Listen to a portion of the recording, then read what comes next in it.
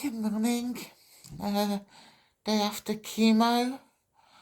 Oh, yesterday was so long. It was so hard. Um, we got there just after 8 to discover the radiation machine that I was under was down, and they were looking at a 2-hour delay. So I had my radiation appointment and then I had the chemo appointment. So they were like, no, just do your chemo appointment, come back at the end.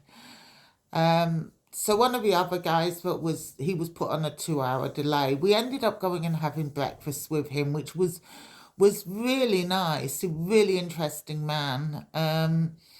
But because it's hard to be told, right, well, go and amuse yourself for 2 hours because there's nothing, nowhere to go, nothing to do. So the three of us, myself, Holly, and this gentleman that we met, all went out and had breakfast together. And then I went and had chemo.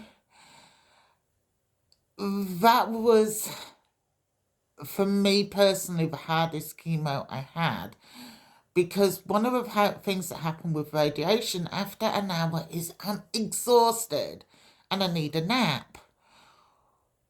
Well, going into chemo and not needing a nap makes for a long day. I did get some sleep, but nothing like the previous 2 weeks where I just slept through chemo. So for me, it was the first time I'd actually watched them put the chemo back up because I've been asleep previously. I really genuinely have missed most of it. So the sleep I got wasn't particularly deep. It wasn't particularly long. I was in and out of it a lot more, which made it harder for my daughter.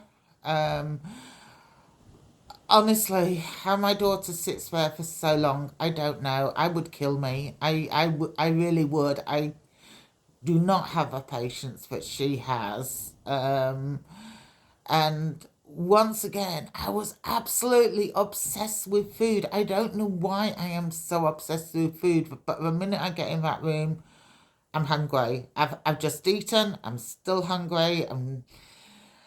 Yeah. So again, they didn't do the IV anti-nausea medication for me, and it works. I got home and pretty much my daughter just put me to bed. I messaged my friend and went, I'm asleep, sorry, because normally I talk to her for an hour after chemo, but I was like, no, I'm asleep. So after chemo, I had to go back down to radiation because it still had to be done, even though it was done the other way round. So you have to drink so much water. It's about placement. So people with bowel cancer, bladder cancer, anything like that, they have to drink a lot of water. And we have witnessed a couple of people where it's just been too much and they've accidentally wet themselves. And I was like, I'm not going to wet myself. But during chemo, you're given a diuretic because they fill you, chimp face. They fill you with so much fluid. They give you this diuretic so that you're not holding on to all that fluid. It takes a few days for it to work effectively and that fluid drain, but you still have to have that water to be able to have radiation. But you've got diuretics, so it's drawing in more fluid, and I, honest to God, thought my bladder was going to explode. I didn't, as soon as I had radiation, I didn't even put my shoes on. I still had the cloth that they put on you, and I was off, and I was, because I was in the wheelchair, because it's too much on my body, all this up and down and wandering around and stuff, and I was off. So I had to come back and go back and then sign everything. My poor bladder, oh, I do, how it suffers. Um, and then the drive home was pretty horrific for me. It just seemed to take forever. That's not reflective of my daughter's driving. It just took forever because it was like how I kept falling asleep and waking up, falling asleep and waking up. And for dinner, my friends Nicole and Luke very kindly brought me some cheesecake cupcakes. So those all disappeared because that was dinner. I wasn't making anything. And so I've slept for about 10 hours, even though it's 3 o'clock in the morning now. I only woke up to eat, and that was it. And yeah, it was just a hard day. But it's done. That's week 4. One more week of chemo, and I have a specialist appointment today with the chemo doctor, and then I have a specialist appointment on Friday with the radiation doctor. So coming into my last week, we hopefully know times and dates and things as we move forward, which is good. Definitely looking forward to a couple of weeks off at the end of this 5-week round, and then see what happens. So one of the things that seems to happen a lot in Perth, and when you talk to people, you hear about it a lot, was we get bounced around a lot of different hospitals. And there's one particular hospital that every time I go, it's like they try to kill me. They've sent me home with broken legs that they've said aren't broken, and then gone, oh, oops, they're both broken. They've given me penicillin. They've one nurse told my daughter, I'll let your mum go home and die.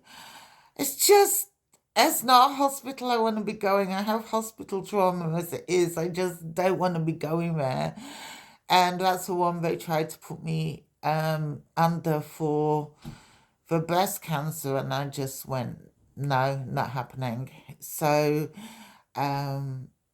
the team I'm working with are amazing, and the nurse is sorting it out so that I actually go to the hospital that I'm currently under that hasn't tried to kill me yet. I'm very pleased they haven't tried to kill me. So most of our hospitals are absolutely brilliant. I just don't know what it's about this one hospital, but they don't like me there at all.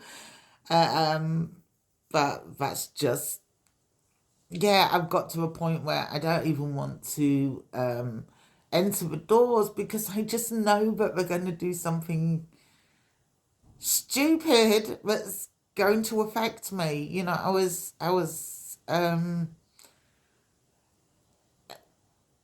sent home with 2 broken legs. Just they didn't pick it up on the X-rays, but. And it's when we saw the X-rays later, there's no way you can't pick that up. The break was clear as anything, but there you go. Okay, so I do feel very washed out. I am feeling a little bit of brain fog. I feel like I'm processing things slower than I should be. But when it is 3 o'clock in the morning, most of us process pretty slow now. But I'm okay, and I've got radiation today. And I'm so looking forward to the end of the week because I am so ready for weekend already. I have managed to keep daily tarot going, which there's a kind of sense of pride with that. And I know a few more hours sleep, I'll probably perk right up and I'll be ready to take over the world and turn everyone into yellow minions. Okay, good night, guys, and I'll talk to you soon.